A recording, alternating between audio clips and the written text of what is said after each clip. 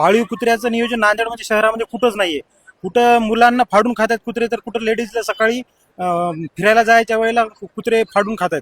मी सर्वप्रथम माझ्या प्रभागामध्ये व्यसनमुक्त करणार आहे. कारण जे लहान लहान मुलं आहेत 8वी 9वी 10वीचे ते पण मुलं आजकाल व्यसनाच्या अधीन गेलेले आहेत. मी आता नांदेडच्या प्रभाग क्रमांक 2 मध्ये आलेली आहे. या ठिकाणी काँग्रेसचे उमेदवार आहे, याशिवाय वंचित बहुजन आघाडी, काँग्रेस आणि वंचित बहुजन आघाडी या दोघांचे मिळून उमेदवार आहेत. हे 4 उमेदवार आहे. आपण यांच्याकडून समजून घेऊया की जे काही नांदेड आपण 2-3 दिवसापासून पाहत आहोत त्याच्यासाठी हे लोक काय करणार आहे. सर तुम्ही सांगा.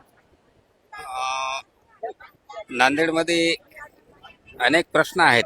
प्रभागाच्या प्रश्नाशिवाय नांदेड शहराचे काही प्रश्न आहेत आणि ते प्रश्न सोडवणं खूप महत्त्वाचं आहे. जसं की डीपी प्लॅनमध्ये काही वसाहती डीपी प्लॅनमध्ये आहेत, म्हणजे आरक्षित जागा केलेली आहे, तर ते रद्द करणं खूप महत्त्वाचं आहे. त्यानंतर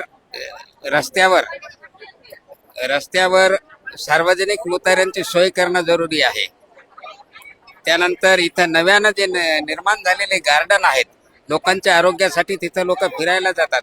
या गार्डनच्या आज कुठलीही सुरक्षा नाही किंवा त्या गार्डनमध्ये लावलेले झाडं हरळी वगैरे आहे त्याचं संवर्धन योग्य रीतीने केलं जात नाही, त्याला पाणी पुरवठा केला जात नाही. त्यामुळं ते संकटात आहे. ते आम्ही वाचवण्याचा प्रयत्न करणार आहोत आणि लोकांच्या आरोग्यासाठी काम करणार आहोत. मी सर्वात जास्त ते नाली आणि जे रोडची प्रॉब्लेम आहे आणि ते पाणीचे प्रॉब्लेम आहेत ते सोडवण्याचा प्रयत्न करीन. आपल्या शहरामध्ये सगळ्यात पहिले बघायला गेलं तर महिलांची आणि लेकरांची सुरक्षा या माध्यमातून कोणीच पाऊल उचलत नाहीये. म्हणजे महिलांच्या बाबतीत बघायला गेलं तर आपल्याला महिलांच्या सुरक्षेसाठी सगळ्यात महत्त्वाचा कायद्याची तरतूद करण्यासाठी मी सगळ्यात पहिले मागणी करणार आहे. आणि दुसरी महत्त्वाची सूचना म्हणजे आपण बघतो सकाळी उठल्या तेव्हापासून लेकरांची शाळेत जाण्याची खूप मोठी गडबड असते.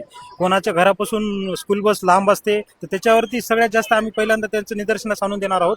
आणि वाढीव वस्तीमध्ये तोरडा बुजुर्ग ही नांदेड शहरापासून जवळ असल्यामुळं तर वाढीव वस्तीचे काही सुधारणा झालेल्या नाहीत, तर त्याच्या संदर्भात सगळ्यात जास्त आम्ही पाठपुरावा करणार आहोत. मी वंचित बहुजन आघाडीचा उमेदवार आकाश रुपक जोंधळे, माझी आई आहे सुनीता रुपक जोंधळे.